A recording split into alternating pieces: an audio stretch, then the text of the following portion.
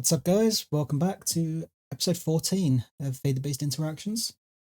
Now, last time we got a good start on this space tab, and today, hopefully, we're going to get to the moon, or lunar, I think it's called. And we're going to start working towards getting this stellar alloy to do applied energistics, although we will need to get high voltage machinery first. But the first thing we need to do is to get some rocket fuel. Now this needs cryogenic hydrogen and cryogenic oxygen, which is cryolithium and then hydrogen or oxygen. And thanks to our gassy chicken, getting hydrogen and oxygen is really easy. So we should be able to mix this with, I think I made enough for 9. And here's our cryogenic oxygen. Just grab that for the quest. Okay, and this should give us our cryogenic hydrogen. There we go. And we'll grab the bucket for the quest. And it wants a cell of rocket fuel. We will throw the hydrogen in there and the oxygen. And this is a slow craft, but this will give us our rocket fuel. And there's our first bucket of rocket fuel. Okay, and next up is the fueling station. This we've all crafted before, apart from this liquid IO circuit board, which is really easy in the precision assembler. And this steel fan, which you just craft from a steel rotor. There's the refueling station. Okay, so now we need to build the rocket itself. We already have the rocket assembling machine, we made this earlier. So we're going to need a seat, which is just 3 wall. These liquid fuel tanks, which we made before. And 2 liquid fuel engines, which again are really easy. First are 2 rocket engines. Our seat. And then 7 of these fuel tanks. There we go. And our rocket assembling machine that we made earlier. Okay, so this is not something we need to do right now, but we'll probably do another time. And this is the quest warning us about the mob staging.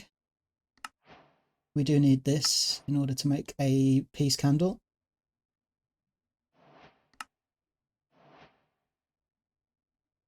Can we make this? Yes, we can. So I'm just going to make this to refuel the oxygen because it's easier. Okay, and there's everything for the gas charge pad. And it looks like we are pretty much ready to take our first steps into space. But before we do that, we are going to have to work on the peace candle. Or the... I think we'll do the peace candle. Because mob spawning at any light level sounds terrible, and I do not want that in my base. In order to make the peace candle, we'll need barrier stones from Thorncraft, which is just arcane stone bricks. A black tallow candle, which is just black dye and a candle. And this we got from the quest reward. We have the essences. So it's just this corrupted glitch heart. And for this we need to do trial keystones. And we will need a self-aware model in order to do that. I'm probably just going to do zombies. Okay then, so I got the zombie data model up to self-aware. And then I made one of these trial keystones, which needed these trial keys. They weren't anything particularly complicated. And then I just had to kill one more zombie while these were in hand to attune these to zombies. I have no idea what the affixes do, and I have no idea how hard this is going to be, but okay, so yeah, I had to take all the torches down. So must remember to put those up before night. And let's give this a go. What the affix is on this one: Regen Party, Thunderdome, and Speed.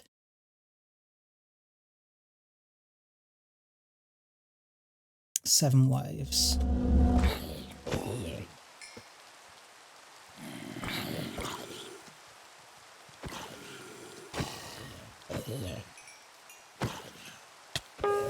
This doesn't seem too bad.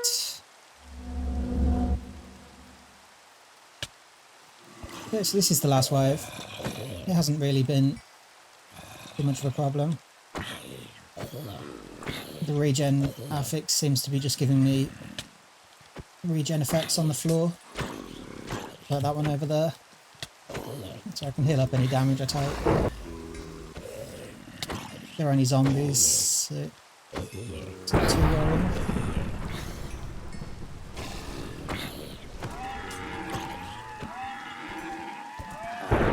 Quite a few of them in this wave, but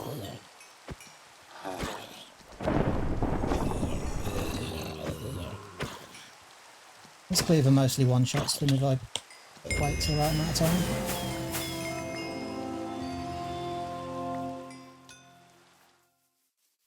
And was that weather just from the keystone? Was this what I needed? Yeah, so we've got what we needed now.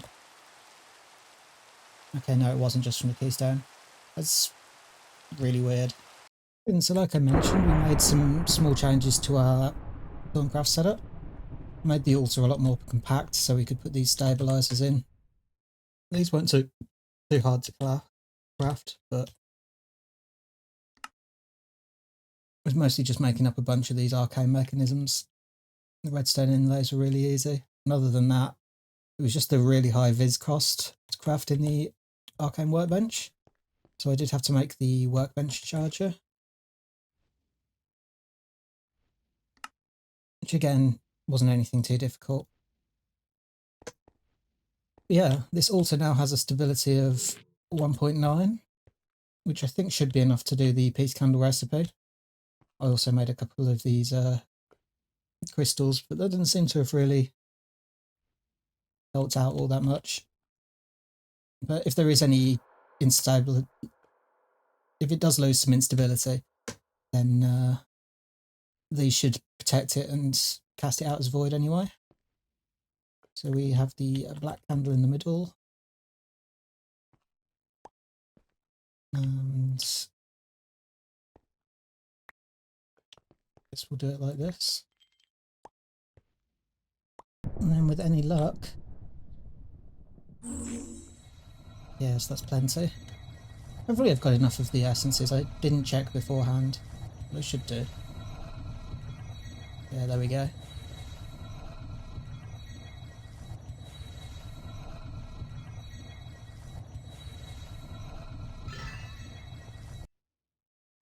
And there is our peace candle. This will stop mobs from spawning in a 3-chunk radius. So I'm just going to slam it down and just going to put it right in the middle of the base here. I'm just going to make this tiny ring of magnetisation real quick, just because I'm a bit sick of not having a magnet. It was all really easy crafts. Okay, so I think we'll put our celestial gateway out here for now. I still want to move this down when we get a bit further in Astral Sorcery, and I'll probably move it up there then. Let's make this multi-block.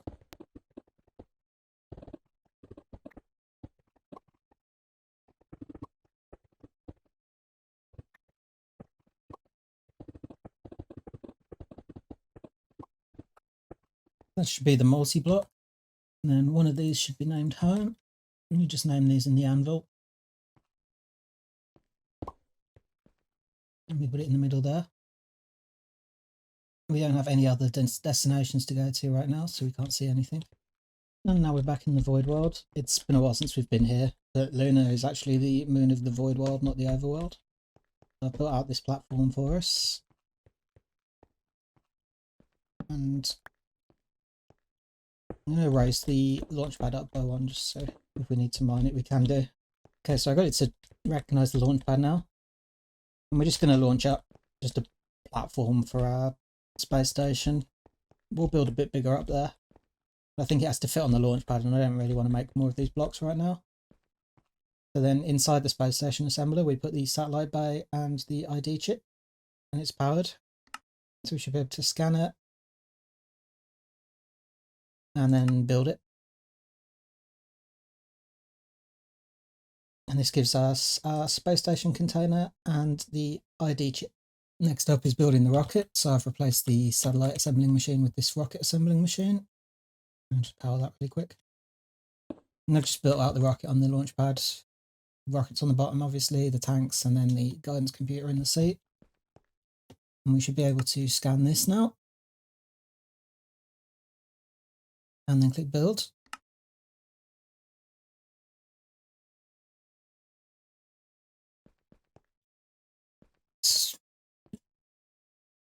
It's supposed to look. I guess it was just the light levels. Now if we get on here and open the rocket, we can put a space station ID chip in the guidance computer. Do we need another satellite bay? I've crafted up another satellite bay and stuck it on the back of the rocket. Oh, I've put my spacesuit on so I can't jump it anymore. So now we have a satellite bay here, so we can put that in there. I put down the gas charge pad and put some oxygen in there. That can refill. I need to bring some more oxygen just to completely fill up. And then the fueling station, we link that to that. And then throw in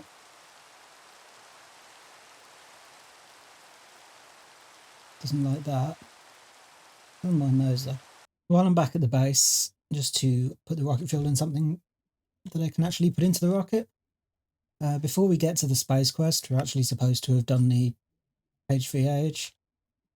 So I'm just going to make this storage scanner, which requires a H3 machine hull, which will finish the quest for us. And then if we come across any moon dungeons, then we can use this to raid them without having to do any combat. And just grab the H3 casing. And there's the machine hull. And that's that quest done. And we should have everything to make this. There we go. Okay, now we should be able to... I want rocket fuel in there, thank you very much. Set that to always extracts. And this should get our fuel filled up. And just hop on here and have a look. Okay, so we're full on fuel. We have our guidance computer with our space station ID chip in it. And we have our satellite bay with our space station container in it. So let's go ahead and press spacebar. 8, 7, 6, 5, 4, 3, 2, 1. Ignition. There we go. And we have a lovely view of the moon as we take off.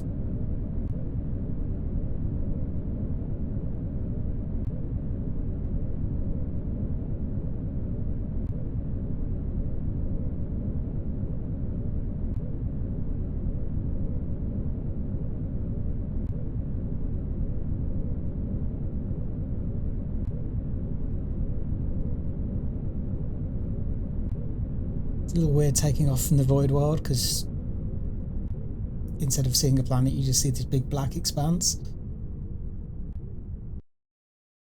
Well, you know what they say about curiosity? Your meddling in extra-dimensional and spatial affairs has welcomed the most deadly enemies in the known universe to your door. Well done. You've probably killed us all. But that's not worrying at all. Let's just descend down to, hopefully, our platform.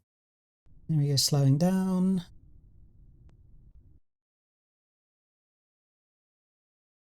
And here's our platform. Right then. First things first, let's build out a little bit of space. Okay, so I built the platform out just a little bit. It still needs a bit more doing. And we built the Celestial Gateway. So now I'm just going to pop back to the overworld, or the void world, and collect up all the launch pad and stuff. And then we'll move it up here onto the space station. Because we have to use this for the other locations anyway, so we might as well just move it all up here. And make sure we've got enough rocket fuel. And then we'll take off and head for the moon. The only one thing that we need to do first is make a planet ID chip which is just a satellite ID chip and 2 basic circuits. So just 3 basic circuits. Really simple. Now I should just be able to step onto this. Oh, there we go. There's home. We press shift. Easy. Now I'm having a bit of a weird problem with the Celestial Gateway, and I'm not entirely sure what's causing it. I do have this side chunk loaded, so I can jump in this side and go back home.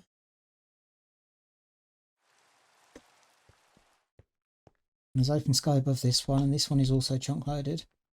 If I try to go back to the space station,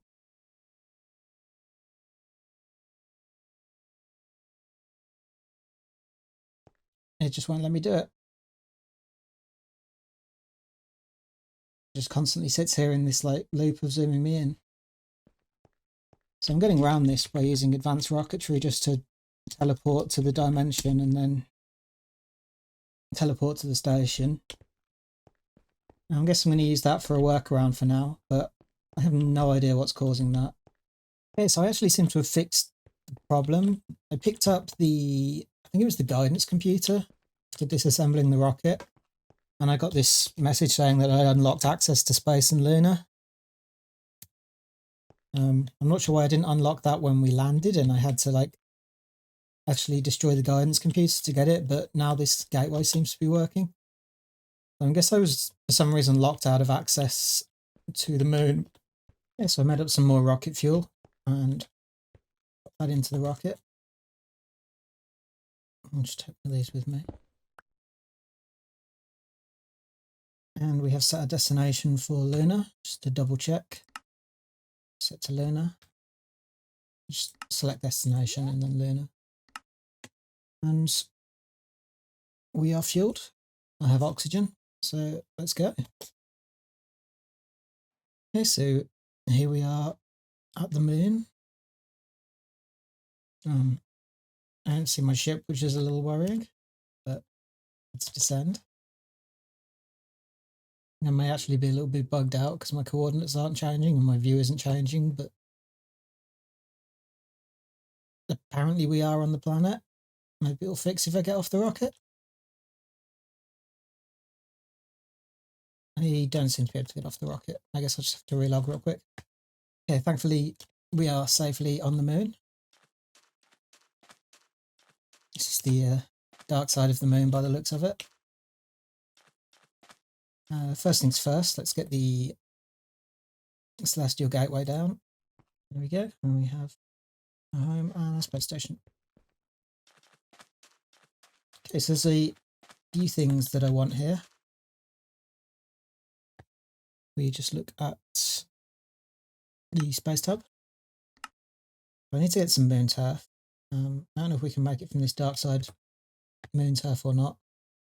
And I want to get either this star metal vein, preferably this one in fact, because it has aluminium ore, or there is the cobalt and star metal ore vein as well. And then a black quartz vein would also be really nice. Now these tiny piles of dust up here, I'm not sure whether these indicate where the veins are. It's very possible actually. I actually walked 100 meters from the rocket in the gateway and found exactly the vein that I wanted. But I will take that luck any day. I'm just going to mine out a bit of this. Okay, so I'm assuming that this is one of the dungeons. I have a boss bar. I don't know if I actually want to go in this dungeon or not, or whether I just want to skirt around the outside of it. Oh, I didn't think I'd get full damage on the moon.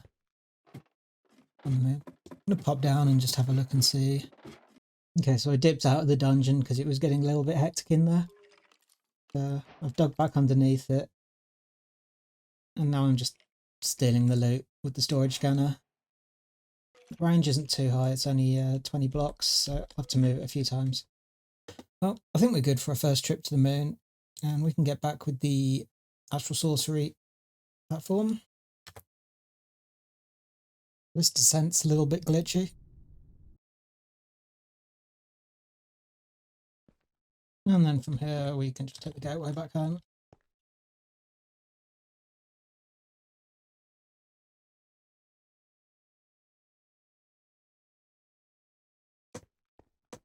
Okay.